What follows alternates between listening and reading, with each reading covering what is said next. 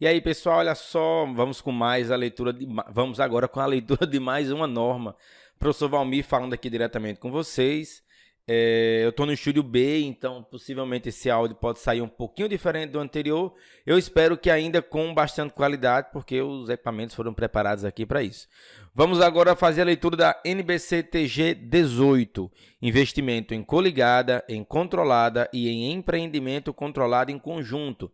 Lembrando que para você ter acesso a todos os materiais produzidos por mim, áudio, vídeo, PDF, curso preparatório para o exame de suficiência para concurso, eu recomendo que você acesse o meu site, o www.profvalmirsoaresjunior.com.br, beleza? Vamos lá então. O objetivo dessa norma é estabelecer a contabilização de investimentos em coligadas e em controladas e definir os requisitos para a aplicação do método de equivalência patrimonial quando da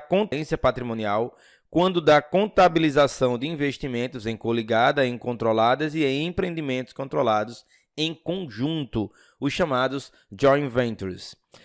Quanto ao alcance dessa norma, essa norma deve ser aplicada por todas as entidades que sejam investidoras com controle individual ou conjunto de investida ou com influência significativa sobre ela, com atenção especial para a influência significativa. Vamos então para aquela parte da norma que trata de algumas definições. Os termos a seguir são utilizados nesta norma com os seguintes significados. Coligada é a entidade sobre a qual o investidor tem influência significativa. Controle conjunto é o compartilhamento contratualmente convencionado do controle de negócio, que existe somente quando decisões sobre as atividades relevantes exigem o consentimento unânime das partes que compartilham o controle.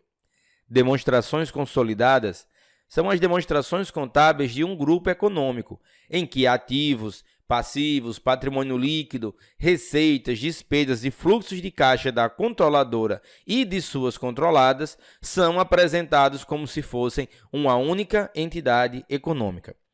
Empreendimento controlado em conjunto, o joint venture, é um acordo conjunto por meio do qual as partes que detêm o controle em conjunto de acordo contratual têm direitos sobre os ativos líquidos desse acordo. E o que vem a ser influência significativa? É o poder de participar das decisões sobre políticas financeiras e operacionais de uma investida, mas sem que haja o controle individual ou conjunto dessas políticas. Investidor conjunto ou joint venture a minha dicção de inglês é uma coisa incrível. É uma parte de um empreendimento controlado em conjunto, um joint venture, que tem o controle conjunto desse empreendimento. Agora, sobre método de equivalência patrimonial. É um método de contabilização por meio do qual o investimento é inicialmente reconhecido pelo custo e, a partir daí, é ajustado para refletir as alterações pós-aquisição na participação do investidor sobre os ativos líquidos da investida. As receitas ou as despesas do investidor incluem sua participação nos lucros ou prejuízos da investida e em outros resultados abrangentes do investidor. Incluem a sua participação em outros resultados abrangentes da investida. Essa definição de método de equivalência patrimonial, dada a importância que tem para a norma e para o estudo da contabilidade, eu vou lê-la mais uma vez. Método da equivalência patrimonial é o método de contabilização por meio do qual o investimento é inicialmente reconhecido pelo custo e, a partir daí, é ajustado para refletir as alterações pós-aquisição na participação do investidor sobre os ativos líquidos da investida. As receitas ou as despesas do investidor incluem sua participação nos lucros ou prejuízos da investida, e os outros resultados abrangentes do investidor incluem a sua participação em outros resultados abrangentes da investida. Quanto a negócio em conjunto, é um negócio do qual duas ou mais partes têm controle conjunto. O que é influência significativa? Se o investidor mantém direta ou indiretamente por meio de controladas, por exemplo, presume-se que ele tenha influência significativa, a menos que possa ser claramente demonstrado o contrário. Então aqui, da nota de corte, eu estou fazendo alguns comentários dessa norma que eu não faço em outras, porque a NBCTG 18 ela sempre gera bastante dúvida. Especialmente tem essa dúvida de a partir de quando se tem influência significativa.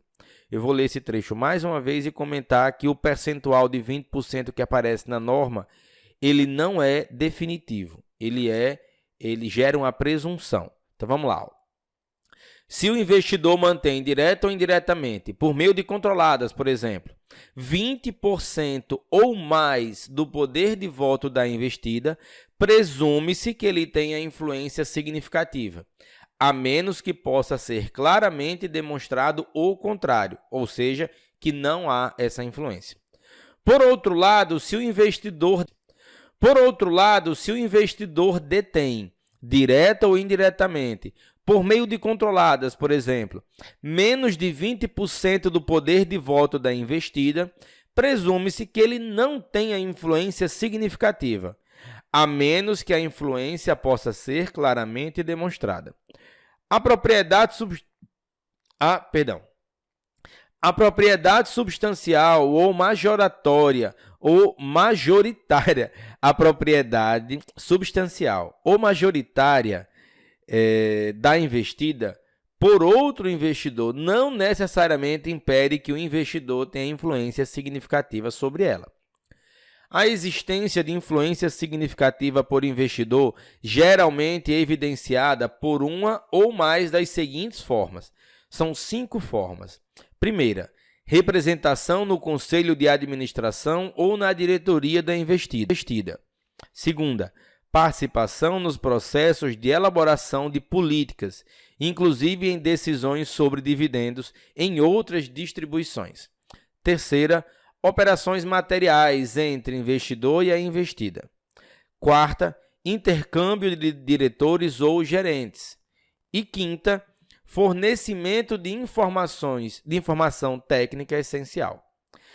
A entidade pode ter em seu poder direitos de subscrição, opções não padronizadas de compra de ações, os warrants, opções de compra de ações, instrumentos de dívida ou patrimoniais conversíveis em ações ordinárias ou outros instrumentos semelhantes com potencial de, se exercidos ou convertidos, conferir à entidade poder de voto adicional ou reduzir o poder de voto de outra parte sobre as políticas financeiras e operacionais da investida, isto é, essenciais direitos de voto. A existência e a efetivação dos potenciais direitos de voto prontamente exercíveis ou conversíveis, incluindo os potenciais direitos de votos detidos por outras entidades, devem ser considerados na avaliação de a entidade possuir ou não influência significativa ou controle. Os potenciais direitos de voto não são exercíveis ou conversíveis quando, por exemplo, não podem ser exercidos ou convertidos até uma data futura ou até a ocorrência de evento futuro. Ao avaliar se os potenciais direitos de voto contribuem para a influência significativa ou para o controle, a entidade deve examinar todos os fatos e circunstâncias, inclusive os termos de exercício dos potenciais direitos de voto e quaisquer outros acordos contratuais considerados individualmente ou em conjunto, que possam afetar os direitos potenciais, a capacidade financeira de exercê-los ou convertê-los. A entidade perde a influência significativa sobre a investida quando ela perde o poder de participar nas decisões sobre as políticas financeiras e operacionais daquela investida. A perda da influência significativa pode ocorrer com ou sem mudança do nível de participação acionária absoluta ou relativa. Isso pode ocorrer, por exemplo, quando uma coligada torna-se sujeita ao controle do governo, tribunal, órgão administrador ou entidade reguladora. Isso pode ocorrer também como resultado de acordo contratual. Vamos falar agora um pouco mais sobre método de equivalência patrimonial. Pelo método de equivalência patrimonial, O investimento em coligada ou empreendimento controlado em conjunto e em controlada, nesse caso, no balanço individual, deve ser inicialmente reconhecido pelo custo e o seu valor contábil será aumentado ou diminuído pelo reconhecimento da participação do investidor nos lucros ou prejuízos do período, gerados pela investida após a aquisição. A participação do investidor no lucro ou prejuízo do período da investida deve ser reconhecido no resultado do período do investidor. As distribuições recebidas da investida reduzem o valor contábil do investimento. Ajustes no valor contábil do investimento também são necessários pelo reconhecimento da participação proporcional do investidor nas variações de saldo dos componentes dos outros resultados abrangentes da investida, reconhecidos diretamente em seu patrimônio líquido. Tais variações incluem aquelas decorrentes da reavaliação de ativos imobilizados, quando permitida legalmente, e das diferenças de conversão em moeda estrangeira, quando aplicável. A participação do investidor nessas mudanças deve ser reconhecida de forma reflexa, ou seja, em outros resultados abrangentes diretamente no patrimônio líquido do investidor. Resultado da investida mexe no resultado do investidor. Resultado abrangente da investida mexe no resultado abrangente do investidor. Aqui um comentário nosso. O reconhecimento do resultado com base nas distribuições recebidas sobre o mesmo pode não ser uma mensuração adequada da receita oferida pelo investidor no investimento em coligada, em controlada e em empreendimento controlado em conjunto, em função de as distribuições recebidas terem pouca relação com o desempenho da investida. Em decorrência de um investidor possuir o controle individual ou conjunto, ou exercer influência significativa sobre a investida, ele tem interesse no desempenho da investida e, como resultado, interesse no retorno de seu investimento. O investidor deve reconhecer contabilmente esse interesse por meio da extensão do alcance de suas demonstrações contábeis, com a inclusão de sua participação nos lucros ou prejuízos da investida. Como resultado, a aplicação do método de equivalência patrimonial proporciona relatórios com maior grau de informação acerca dos ativos líquidos do investidor e acerca de suas receitas e despesas. Quando existirem potenciais direitos de voto ou outros derivativos que contenham potenciais direitos de voto, os interesses da entidade na investida devem ser determinados exclusivamente com base nos interesses de propriedade existentes e não devem refletir o possível exercício ou conversão dos potenciais direitos de voto ou de outros instrumentos derivativos, a menos que o item 13 dessa norma seja aplicado ao caso. Aí vale a leitura.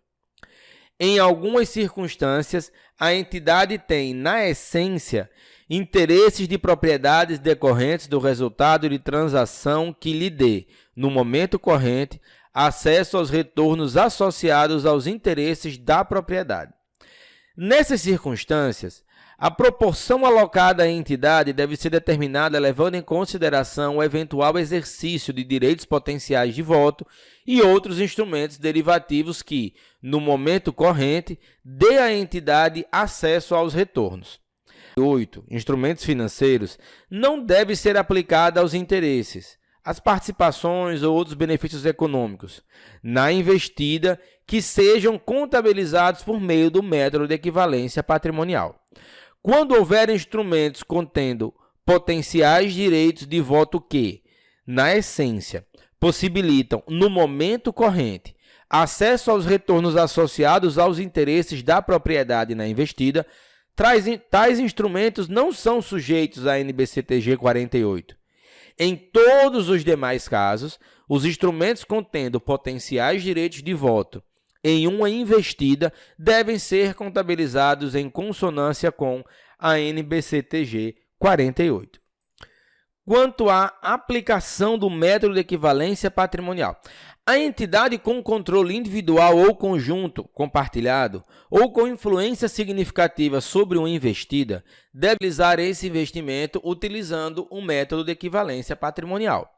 Exceções à aplicação do método de equivalência patrimonial, a entidade não precisa aplicar o método de equivalência patrimonial aos investimentos em que detenha o controle individual ou conjunto compartilhado, ou exerçam influência significativa, se a entidade for uma controladora que, se permitido legalmente, estiver dispensada de elaborar a demonstração consolidada por seu enquadramento, na exceção do alcance do item 4A da NBCTG 36, ou se todos os seguintes itens forem observados. Repetindo, se todos os seguintes itens forem observados. E são 4.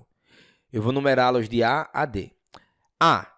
A entidade é controlada, integral ou parcial, de outra entidade, a qual, em conjunto com os demais acionistas ou sócios, incluindo aqueles sem direito a voto, foram informados a respeito e não fizeram objeção quanto à não aplicação do método de equivalência patrimonial.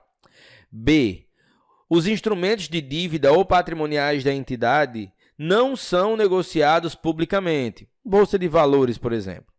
Letra C. A entidade não arquivou e não está em processo de arquivamento de suas demonstrações contábeis na Comissão de Valores Mobiliários, a CVM, ou outro órgão regulador, visando a emissão ou a distribuição pública de qualquer tipo de classe de instrumento no mercado de capitais. E letra D. A controladora final ou qualquer controladora intermediária da entidade disponibiliza ao público suas demonstrações contábeis elaboradas em conformidade com as normas, interpretações e comunicações do Conselho Federal de Contabilidade, em que as controladas são consolidadas ou são mensurados ao valor justo por meio de resultado de acordo com a NBCTG 36. Quando o investimento em coligada, em controlada ou em empreendimento controlado em conjunto for mantido, direta ou indiretamente, pela entidade que seja organização de capital de risco, essa entidade pode adotar a mensuração ao valor justo por meio do resultado para esses investimentos, em consonância com a NBCTG 48. A entidade deve fazer essa escolha separadamente para cada coligada, controlada ou empreendimento controlado em conjunto, em seu reconhecimento inicial. Quando a entidade possuir investimento em coligada, em controlada ou em empreendimento controlado em conjunto, cuja parcela de participação seja detida indiretamente por meio de organização de capital de risco, a entidade pode adotar a mensuração ao valor justo por meio do resultado para essa parcela de participação no investimento, em consonância com a NBCTG 48, independentemente de a organização de capital de risco exercer influência significativa sobre essa parcela de participação. Se a entidade fizer essa escolha contábil, deve adotar o método de equivalência patrimonial para a parcela remanescente da participação que detiver no investimento em coligada, em controlada ou em empreendimento controlado em conjunto, que não seja detida indiretamente por meio de uma organização de capital de risco. Quanto à classificação como mantido para venda, a entidade deve aplicar a NBCT parcela de investimento em coligada, em controlada ou empreendimento controlado em conjunto, que se enquadre nos critérios requeridos para sua classificação como mantido para venda. Qualquer parcela retida de investimento em coligada, em controlada ou em empreendimento controlado em conjunto que não tenha sido classificada como mantido para venda deve ser contabilizado por meio do uso do método de equivalência patrimonial até o momento da baixa efetiva da parcela classificada como mantido para venda. Após a baixa efetiva, a entidade deve contabilizar qualquer interesse remanescente no investimento em coligada, em controlada ou em empreendimento controlado em conjunto, em consonância com a NBCTG 48, a menos que o interesse remanescente qualifique-se para a aplicação do método de equivalência patrimonial, o que deverá ser adotado nesse caso.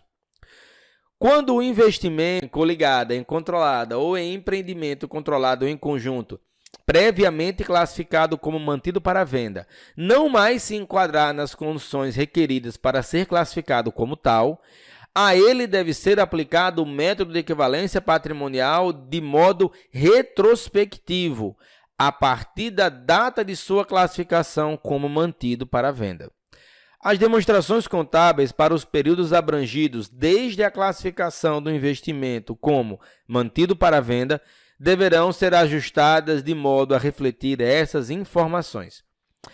Quanto à descontinuidade do uso do método de equivalência patrimonial, a entidade deve descontinuar o uso do método de equivalência patrimonial a partir da data em que o investimento deixar de se qualificar como coligada, controlada ou como empreendimento controlado em conjunto, conforme as orientações a seguir. Vamos lá. Se o interesse remanescente no investimento, antes qualificado como coligada, controlada ou empreendimento controlado em conjunto, for um ativo financeiro, aí a entidade deve mensurá-lo ao valor justo. O valor justo do interesse remanescente deve ser considerado como seu valor justo de reconhecimento inicial, tal qual um ativo financeiro em consonância com a NBCTG 48. A entidade deve reconhecer na demonstração do resultado do período, como receita ou despesa, qualquer diferença entre o valor justo de qualquer interesse remanescente e qualquer contraprestação advinda da alienação de parte do interesse no investimento e o valor contábil líquido de todo o investimento na data em que houver a descontinuidade do uso do método de equivalência patrimonial.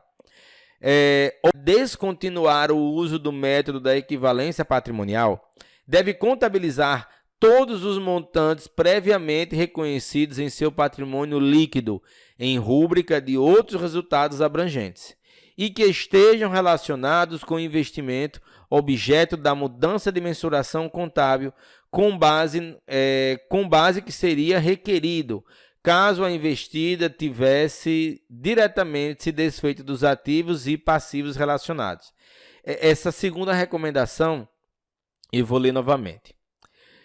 Quando a entidade descontinuar o uso do método de equivalência patrimonial, deve contabilizar todos os montantes previamente reconhecidos em seu patrimônio líquido, em rúbrica de outros resultados abrangentes, e que estejam relacionados com o investimento, objeto da mudança de mensuração contábil, na mesma base que seria requerido caso a investida tivesse diretamente se desfeito dos ativos e passivos relacionados. Quanto a mudanças na participação societária, se a participação societária de entidade em coligada ou em empreendimento controlado em conjunto for reduzida, porém o investimento continuar a ser classificado como em coligada ou em empreendimento controlado em conjunto, respectivamente, a investidora deve reclassificar para a demonstração do resultado como receita ou despesa a proporção da receita ou despesa previamente reconhecida em outros resultados abrangentes que esteja relacionada com a redução na participação societária. Caso o referido ganho ou perda tivesse que ser reclassificado para a demonstração do resultado como receita ou despesa, na eventual baixa e liquidação dos ativos e passivos relacionados. Quanto a demonstrações separadas, o investimento em coligada, em controlada ou em empreendimento controlado em conjunto deve ser contabilizado nas demonstrações contábeis do investidor em conformidade com o disposto do item 10 da NBCTG 35. Pessoal, ficamos então com mais uma leitura de uma norma aqui. Espero que vocês tenham feito proveito. Eu vou ficando por aqui. Até o nosso próximo episódio do podcast. Lembra de acessar o meu site www.profvalmirsoaresjunior.com.br e conhecer todo o conteúdo gratuito lá e no YouTube, além de acessar os cursos, tanto para concurso quanto para o exame de suficiência. Beleza, galera? Valeu, forte abraço, bons estudos e até mais.